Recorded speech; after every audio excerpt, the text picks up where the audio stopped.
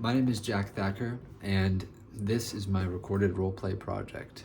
So I'll be demonstrating cognitive behavioral therapy, otherwise known as CBT, that helps, which helps us explore how our thoughts, feelings, and behaviors are connected, and how we can change unhelpful patterns to feel better.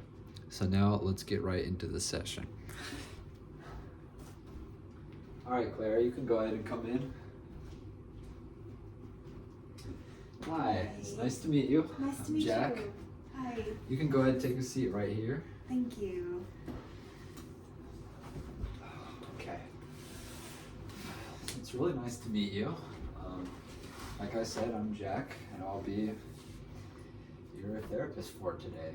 So I just wanted to start out and let you know that everything that you say in here is completely confidential, and it will not ever leave this room. So you can go ahead and feel secure in that. So you can say whatever you'd like, and just know that it'll never touch anyone else's ears but mine. So with that being said, how are you feeling today? What brings you in here? I am a little nervous. This is my first time doing anything like this, but I am open to it. Well, that's totally understandable, Carla. Starting something new can obviously be very nerve-wracking, especially when we're talking about personal stuff. So just know I'll be here to support you, and there's no pressure in any certain way. So let's take things at a pace that feels right for you. You can always tell me if you're feeling uncomfortable or unsure. I just want you to feel heard today. So to start, how are you feeling coming into this session? I feel really tired. Honestly, I didn't even sleep much last night because I'm in a lot of pain. And then the last few days it's been really bad, even worse than usual. Keeps me up at night. Feels like it never ends. Wow, well, that sounds incredibly tough. Not being able to get sleep because of pain, it's like your body never really gets a break. That kind of exhaustion would wear not just your body down, but your emotions and your mind as well. I can hear how frustrating and draining it is for you. Where do you feel the pain the most? It kind of moves around. Some days it's my legs, and especially like my knees. Other times it's in my arms, and then I have like a back spasm that can last for hours. There doesn't seem to be a clear pattern that makes this even more scary and confusing.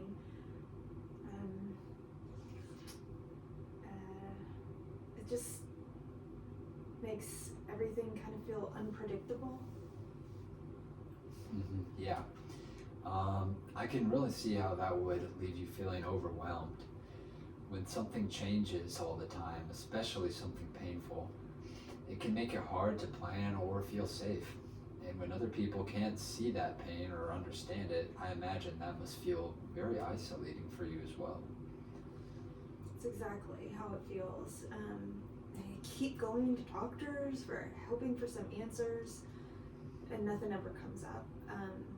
They say that all the tests are normal. Just don't understand it. Wow, well, that must feel incredibly invalidating, Carla.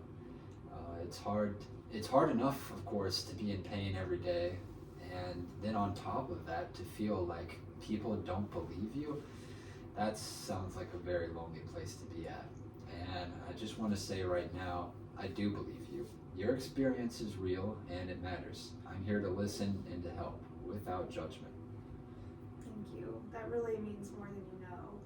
Sometimes I just wish someone would just sit with me and not trying to figure it out and just try to understand. That makes so much sense.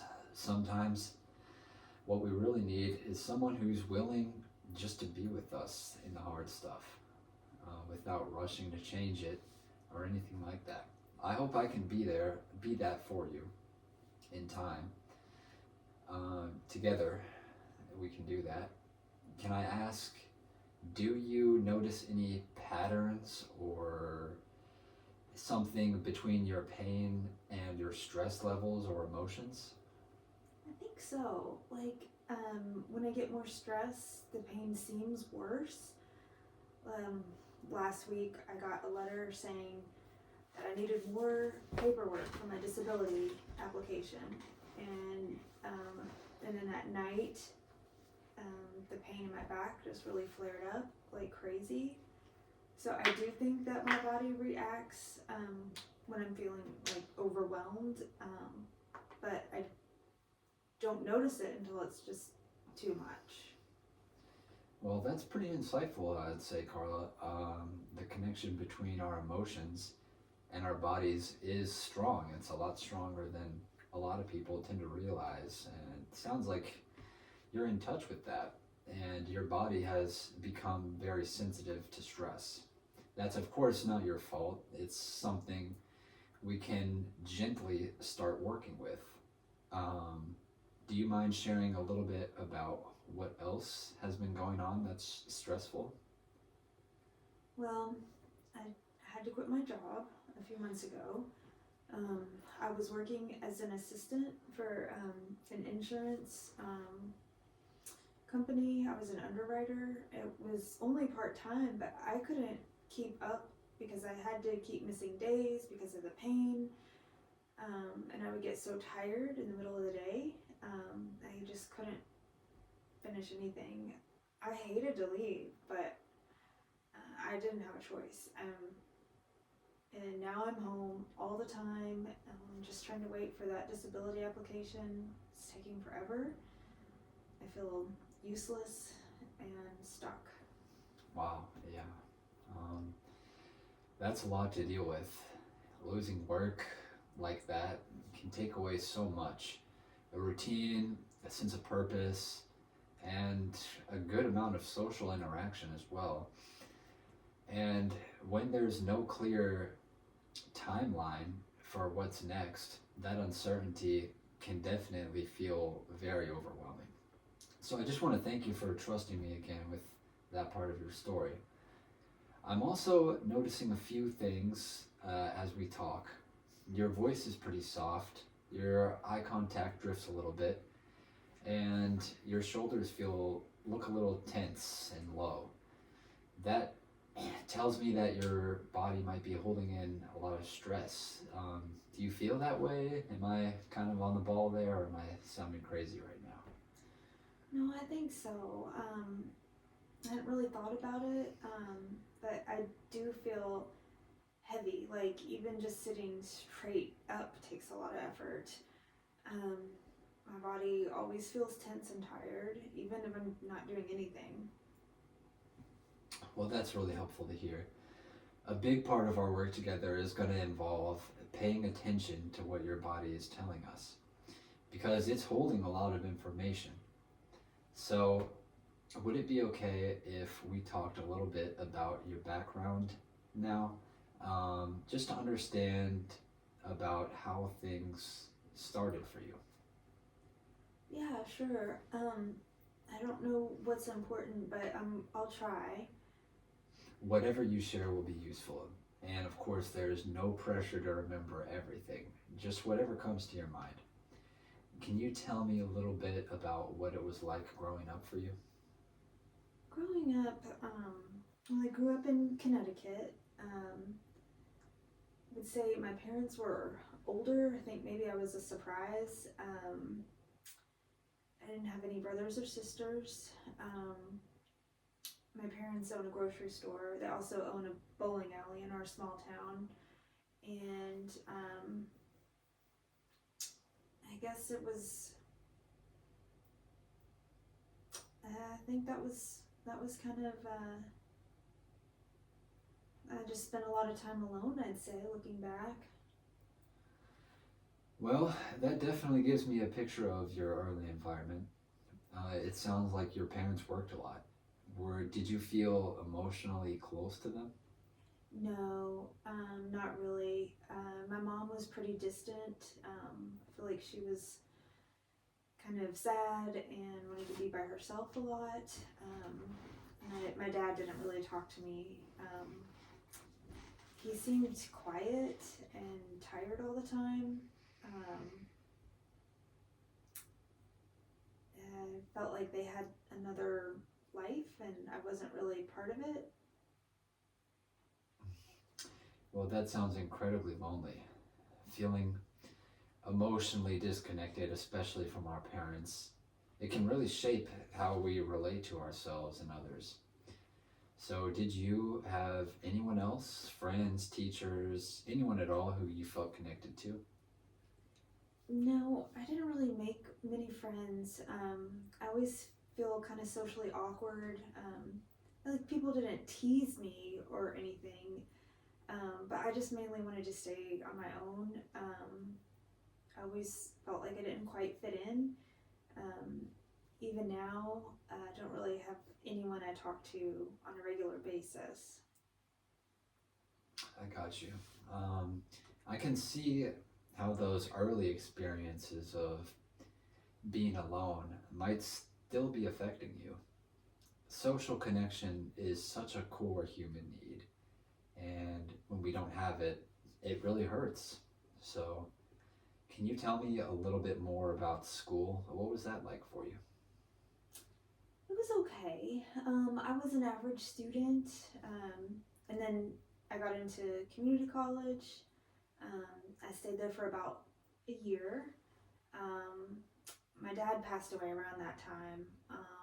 My mom needed some help with the businesses, so I just dropped out to kind of help her work um, with the family businesses, and I didn't really think too much about it. I just kind of needed to do what I needed to do. Yeah, well, that sounds like a very big sacrifice, and it definitely says a lot about you and your sense of responsibility and loyalty. Even though it probably didn't feel like a choice, it was still something you did to take care of your family, and that's really meaningful. So, what happened after your mom retired? Well, she sold the business, both of them, and after that, I tried a few different jobs, but nothing really stuck for long. I get tired or overwhelmed and have to leave. The last one I stayed at was the longest, and then eventually the pain just made that impossible as well. Um, and then since then, I've just been home, like I said, and I watch TV. Sometimes I read. I sleep a lot, but it doesn't seem restful, if that makes sense. It does, it does. That paints a clear picture of your recent experiences. So, I want to thank you again for being so open with me. And in cognitive behavioral therapy, we often talk about how our thoughts, feelings, and actions all influence each other. So, would you be open to walking through a recent moment using that lens? I can try, sure. All right. So, can you think of a time recently when your pain felt especially bad? Yeah, like 2 days ago, I was trying to make dinner and it was just soup. And halfway through, I had to sit down and my arms felt like they were burning and I couldn't even lift the spoon. And I just sat there and started to cry. I just felt so pathetic. Like, who can't make soup? That's such a difficult moment. And those thoughts you had, I'm pathetic, I can't even make soup, those are powerful and painful messages. So, what emotions came with those thoughts? Um, I think I felt ashamed and weak. Like, I didn't matter. I felt really alone in it. It made me feel like I'll never have a normal life. hmm Yeah, and well, how did you respond? What did you end up doing after that? Well, I put away the soup stuff, and I just went to bed. I didn't even eat. I didn't want to talk to anyone. I just laid there. That response makes a lot of sense, Carla. It's not about weakness, it's about your system trying to protect itself from more pain. What we can do together is start gently challenging some of those automatic thoughts. For example, instead of "I'm pathetic," what's something you might say that's a little more compassionate? Maybe like I'm hurting and that's okay. It's okay to take breaks. Or I'm doing my best right now. Yes, that's very powerful.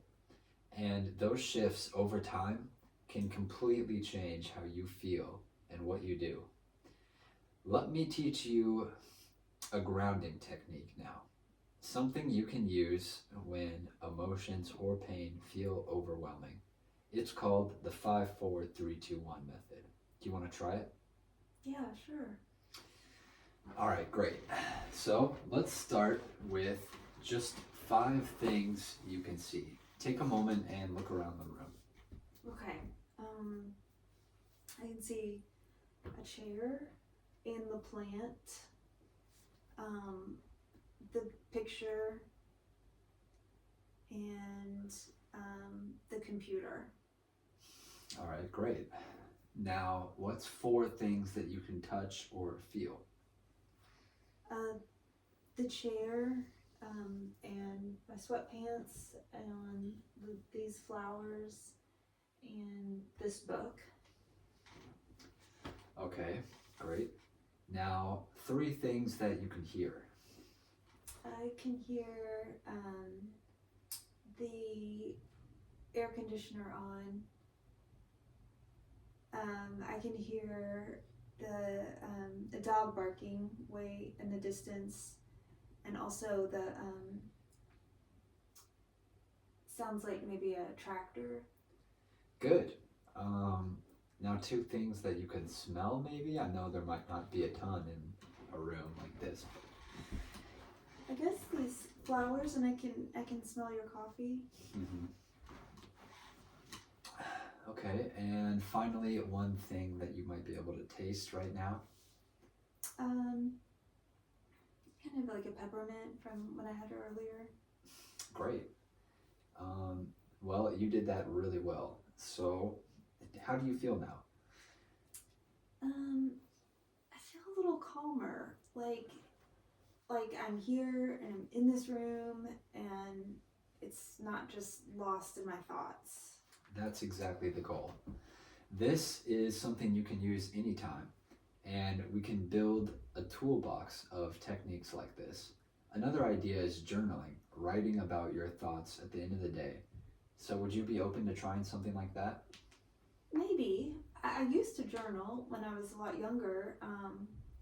I think I still have that notebook somewhere. I guess I could try writing. That's a great start. Yeah, no pressure to write a lot. Even a few sentences helps. One last thing. You mentioned you enjoyed painting at one time. Would it be okay just to take the supplies out sometimes, and even if you don't paint? Yeah, I think that sounds really nice. I think I missed that part of myself. I think it might help me feel more like a person again. That's great. Let's make that into one of your small goals for the week. So, what we have so far is to practice your grounding exercise daily, try journaling at least twice, Okay. take out your painting supplies, Okay. and say 1 kind thing to yourself each day. Does that sound like a good place to start? Yeah, it really does. It feels like something that I can actually do, and it doesn't sound too much. It sounds like that could make a difference. That's perfect, Carla. I'm really proud of you for how much you've opened up today. You've showed a lot of strength and honesty. I'm really looking forward to our counseling work together. You've taken a lot of important steps, and the most important one just by being here. Thank you. I just did not know what to expect, but this is really different and in a good way. I feel a little lighter. Like maybe this is a good path forward. Well, that's a great note to end on. We're going to keep building from here, and I'll see you next week. Great. Thank you.